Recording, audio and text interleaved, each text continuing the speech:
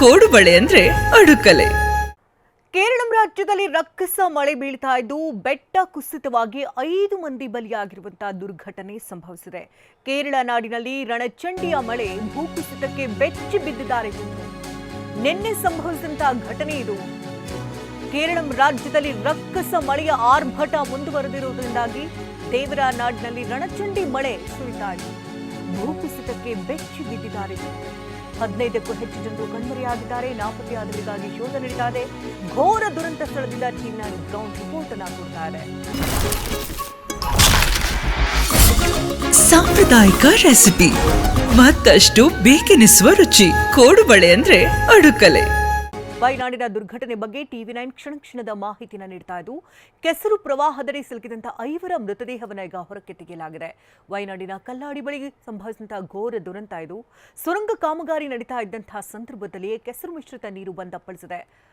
ಅನಕಂಪೋಯಿಲ್ ಮೆಪ್ಪಾಡಿ ನಡುವೆ ಸುರಂಗ ಕಾಮಗಾರಿ ನಡೀತಾ ಇತ್ತು. ಇದೇ ಸುರಂಗ ಕಾಮಗಾರಿ ನಡೀತಾ ಇರುವಂತಹ ಸಂದರ್ಭದಲ್ಲೇ ಈ ಒಂದು ಅವಘಡ ಸಂಭವಿಸಿದೆ. ರಣಚಂಡಿ ಮಳೆ ಬಿಟ್ಟು ಬಿಡದೆ ಸುರಿತಾ ಇರುವುದರಿಂದಾಗಿ ಈ ಒಂದು ದುರ್ಘಟನೆ ಸಂಭವಿಸಿದೆ.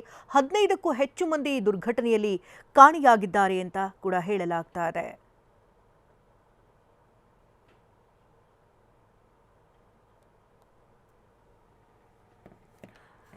ಕೇರಳದ ವಯನಾಡಿನಲ್ಲಿ ಭೂಕುಸಿತ ದುರಂತ ಸಂಭವಿಸಿದ ಬೆನ್ನಲ್ಲೇ ರಕ್ಷಣಾ ಕಾರ್ಯಾಚರಣೆಗಳು ಕೂಡ ಈಗಾಗಲೇ ಭರದಿಂದ ಸಾಗಿದೆ. ವಯನಾಡ್ ಜಿಲ್ಲೆಯ ಮೆಪ್ಪಾಡಿ ಸಮೀಪದ ಕಲ್ಲಾಡಿ ಅಂದರೆ ಮೀನಾಕ್ಷಿ ಸೇತುವೆ ಹತ್ತಿರನೇ ಈ ಒಂದು ದುರ್ಘಟನೆ ಸಂಭವಿಸಿರುವಂಥದ್ದು. ಕಳೆದ ಹಲವು ದಿನಗಳಿಂದ ಈ ಭಾಗದಲ್ಲಿ ಭಾರೀ ಮಳೆ ಸುರಿತಾ ಇತ್ತು. ಅವಳಿ ಸುರಂಗ ಮಾರ್ಗ ಇದು. ಈ ಕಾಮಗಾರಿ ಸ್ಥಳದಲ್ಲಿ ವೈಜ್ಞಾನಿಕವಲ್ಲದ ರೀತಿಯಲ್ಲಿ ಮಣ್ಣನ್ನು ರಾಶಿ ಹಾಕಿರೋದೇ ಈ ಒಂದು ದುರಂತಕ್ಕೆ ಕಾರಣ ಅಂತ ಕೂಡ ಹೇಳಲಾಗ್ತಾ ಇದೆ. 5 ಮೃತಪಟ್ಟಿದ್ದಾರೆ. 15ಕ್ಕೂ ಹೆಚ್ಚು ಮಂದಿ ನಾಪತ್ತೆಯಾಗಿದ್ದಾರೆ. ಮಣ್ಣಿನ ಕುಸಿತದ ರಭಸಕ್ಕೆ ಟ್ಯಾಂಕರ್ ಬಸ್ ಸೇರಿದಂತೆ ಹಲವು ವಾಹನಗಳು ಈಗಾಗಲೇ ಹುದುಗಿ ಹೋಗಿದೆ ಅಂತ ಕೂಡ ಹೇಳಲಾಗ್ತಾ ಇದೆ.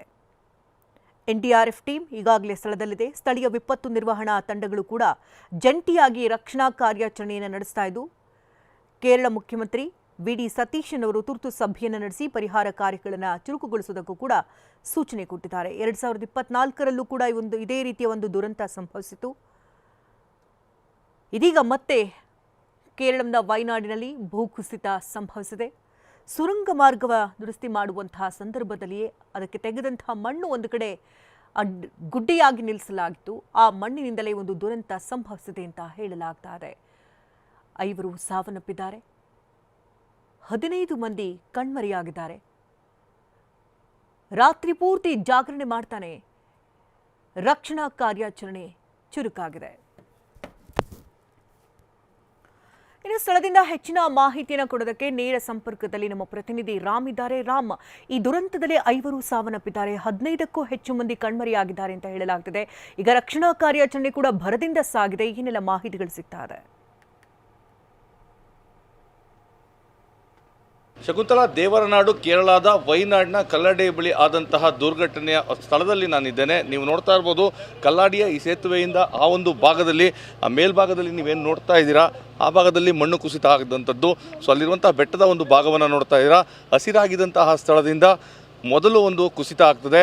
ಅದಾದ ನಂತರ ಇಲ್ಲಿ ಏನು ಸುರಂಗದ ಕಾಮಗಾರಿ ನಡೀತಾ ಇತ್ತು, ಆ ಸುರಂಗದ ಕಾಮಗಾರಿಗೆ ತೆಗೆದಂತಹ ಮಣ್ಣೇನಿದೆ ಅದು ಸಹ ಇದಕ್ಕೆ ತಿಳ್ಕೊಂಡು ಎಲ್ಲವೂ ಸಹ ಸಾಕಷ್ಟು ಶರವೇಗದಲ್ಲಿ ಈ ಒಂದು ಸೇತುವೆಯಲ್ಲಿ ಬರ್ತದೆ.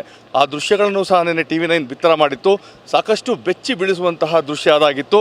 ಸೊ ಹೀಗಾಗಿ ಈ ಒಂದು ಸ್ಥಳದಲ್ಲಿ ಅಂದರೆ 2 ಸುರಂಗದ ಕೆಲಸ ಏನು ನಡೀತಾ ಇತ್ತು, 2 ದಿನಗಳಿಂದ ಆ ಕಾಮಗಾರಿಯನ್ನು ಸಂಪೂರ್ಣವಾಗಿ ಸ್ಥಗಿತಗೊಳಿಸಲಾಗಿತ್ತು. ಯಾಕಂದರೆ ಈ ಒಂದು ಹೆಚ್ಚಿನ ಮಳೆ ಬರುತ್ತೆ ಅನ್ನೋ ಮುನ್ಸೂಚನೆ ಇದ್ದ ಕಾರಣ ಈ ರೀತಿಯಾದಂಥ ಅನಾಹುತ ಆಗುತ್ತೆ ಅಂತೇಳಿ ಮೊದಲೇ ಎಚ್ಚರಿಕೆಯನ್ನು ಕೊಟ್ಟಿದ್ದರು. ಆ ಕಾರಣಕ್ಕಾಗಿ ಈ ಕಾಮಗಾರಿಯನ್ನು ಸ್ಥಗಿತಗೊಳಿಸಲಾಗಿತ್ತು. ನೀವು ನೋಡ್ತಾ ಇರ್ಬೋದು, ಈ ಸೇತುವೆ ಕೆಳಭಾಗದಲ್ಲಿರುವಂತಹ ಒಂದು ಬಸ್ಸನ್ನು, ಈ ಬಸ್ಸು ಸಹ ಇಲ್ಲಿ ಏನು ಕಾರ್ಮಿಕರು ಕೆಲಸವನ್ನು ಮಾಡ್ತಾರೆ, ಆ ಕಾರ್ಮಿಕರನ್ನ ಕರ್ಕೊಂಡು ಹೋಗಲಿಕ್ಕೆ ಇದ್ದಂತಹ ಬಸ್ಸು. ಅದೃಷ್ಟವಶಾತ್ ಇದನ್ನು ಪಾರ್ಕಿಂಗ್ ಏರಿಯಾದಲ್ಲಿ ನಿಲ್ಲಿಸಲಾಗಿತ್ತು. ಯಾವ ಪ್ರಯಾಣಿಕರು ಸಹ ಈ ಬಸ್ನಲ್ಲಿ ಇರಲಿಲ್ಲ. ಆ ಒಂದು ಏನು ಆ ರಭಸಕ್ಕೆ, ಆ ಬೆಟ್ಟ ಕುಸಿತ ಮತ್ತು ಇಲ್ಲಿದ್ದಂತಹ ಸುರಂಗದ ಮಣ್ಣಿನ ಒಂದು ರಭಸಕ್ಕೆ ಆ ಬಸ್ಸು ನೇರವಾಗಿ ಇಲ್ಲಿ ಬಂದು ಆ ಮೀನಾಕ್ಷಿ ನದಿಯ ಒಳಭಾಗಕ್ಕೆ ಬೀಳುತ್ತದೆ. ಸೊ ಯಾರೂ ಅದರಲ್ಲಿ ಇಲ್ಲದ ಕಾರಣ ಯಾವುದೇ ಅಪಾಯ ಸಂಭವಿಸಲಿಲ್ಲ. ಆದರೆ ಪ್ರಮುಖವಾಗಿ ನೀವು ಆ ಭಾಗದಲ್ಲಿ ಏನು ನೋಡ್ತಾ ಇದ್ದೀರಾ, ಸೊ ಇಲ್ಲಿದ್ದಂತಹ ಕಾರ್ಮಿಕರು ಕೆಲಸವನ್ನು ನಿಲ್ಲಿಸಿದರೂ ಸಹ ಅವರಿಗೆ ತಾತ್ಕಾಲಿಕವಾದಂಥ ಶೆಡ್ಗಳ ವ್ಯವಸ್ಥೆಯನ್ನು ಮಾಡಲಾಗಿತ್ತು. ಆ ಶೆಡ್ಗಳಲ್ಲಿ ಅವರು ವಾಸ ಮಾಡುವಂಥ ಕೆಲಸ ಆಗ್ತಾಯಿತ್ತು. ಸೊ ಕೆಲಸ ಇಲ್ಲದಿದ್ದರೂ ಕೆಲವೊಂದಷ್ಟು ಜನ ಈ ಒಂದು ಸ್ಥಳದಲ್ಲಿ ಇದ್ದರು.